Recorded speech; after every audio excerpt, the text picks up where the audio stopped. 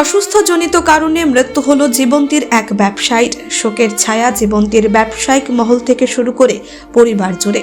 কান্দি থানার অন্তর্গত উগ্রভাটপাড়া গ্রামের বাসিন্দা জীবন্তীর ব্যবসায়ী সুবেদ প্রামাণিক। তিনি দীর্ঘদিন ধরেই জীবন্তী বাসস্ট্যান্ডে চা বিক্রি করতেন। পরিবার সূত্রে জানা গিয়েছে, কয়েক মাস ধরে বয়সজনিত কারণে অসুস্থ হয়ে পড়েন। চিকিৎসা করার পর সুস্থ হয়ে উঠেছিল, কিন্তু 15 দিন আগে আবারও অসুস্থ হয়ে পড়লে বহরমপুর মেডিকেল হাসপাতালে ভর্তি করা হয়েছিল। সেখান থেকে ফিরে বাড়িতে আসতেই চিকিৎসা চলছিল। আজ মঙ্গলবার সকাল 8টা নাগাদ শেষ নিঃশ্বাস ত্যাগ করেন 64 বছরের জীবন্তীর ব্যবসায়ী সুবেদ প্রামাণিক। তার মৃত্যুতে শোকের ছায়া নেমে এসেছে জীবন্তীর ব্যবসায়িক মহল থেকে শুরু করে পরিবার জুড়ে। বাবা মোটামুটি 15 দিন ধরে অসুস্থ ছিল, যে নার্সিংহোমে ভর্তি করেছিলাম। ওখান থেকে আবার নার্সিংহোম থেকে বাড়ি আসার পর ঠিক হয়ে গেছিলো সুস্থ। আবার হঠাৎ করে একদিন আগের বুধবারের দিন বাড়াবাড়ি হয়েছিল, তারপর মেডিকেলে নিয়ে গেছিলাম, সেখান থেকে আবার বাড়ি নিয়ে এসেছিলাম। তো মোটামুটি ঠিক ছিল। তারপরে হঠাৎ করে আর গতকাল রাতে মোটামুটি 1:30টার সময় বাবা মারা গেছে।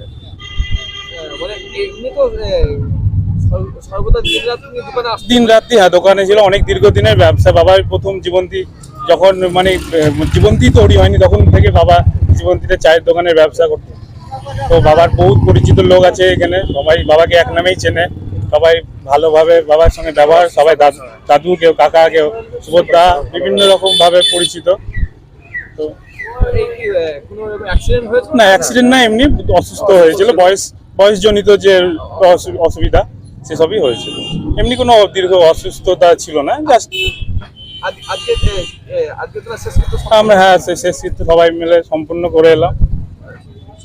শ্মশান থেকে এই মাত্রই আমরা এলাম। সুবোধ হচ্ছে আমার বহু পুরাতন সাথী, বহু পুরাতন বন্ধু।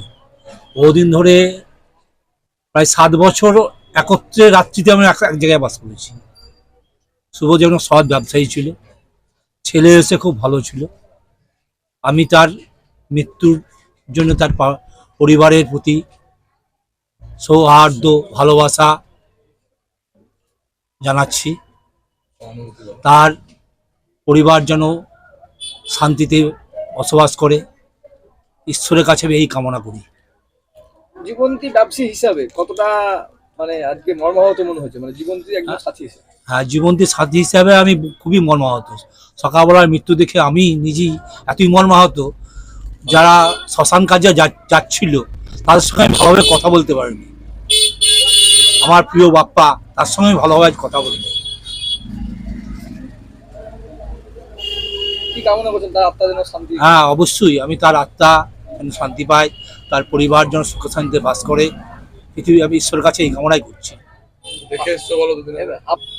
আপনার নাম? আমার নাম তুষারকান্তি মণ্ডল। জীবন্তী ব্যবসায়ী? হ্যাঁ, জীবন্তী ব্যবসায়ী।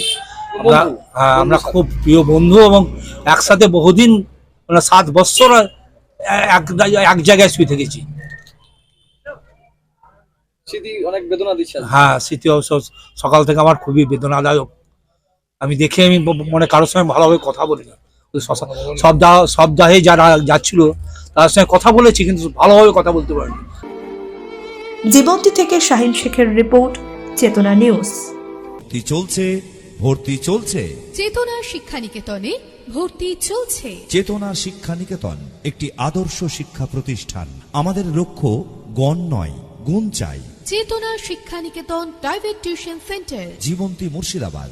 এখানে প্রথম শ্রেণী থেকে 10ম শ্রেণী পর্যন্ত সমস্ত বিষয়ভিত্তিক প্রশিক্ষণপ্রাপ্ত ও অভিজ্ঞ শিক্ষক দ্বারা যত্ন সহকারে পড়ানো হয়। এছাড়াও এখানে একাদশ ও দ্বাদশ শ্রেণীর বাংলা, ইংরেজি, ভূগোল, ইতিহাস, দর্শন, রাষ্ট্রবিজ্ঞান, শিক্ষাবিজ্ঞান, সংস্কৃত, অর্থনীতি, বায়োলজি ও আরবি প্রতিটি বিষয়ে সুনির্দিষ্ট বিষয়ভিত্তিক সুদক্ষ ও প্রশিক্ষণপ্রাপ্ত শিক্ষক মণ্ডলী দ্বারা যত্ন সহকারে পড়ানো হয়। মনে রাখবেন, গণিত ও ইংরেজি বিষয়ে বিশেষভাবে যত্ন নেওয়া হয়। চেতনা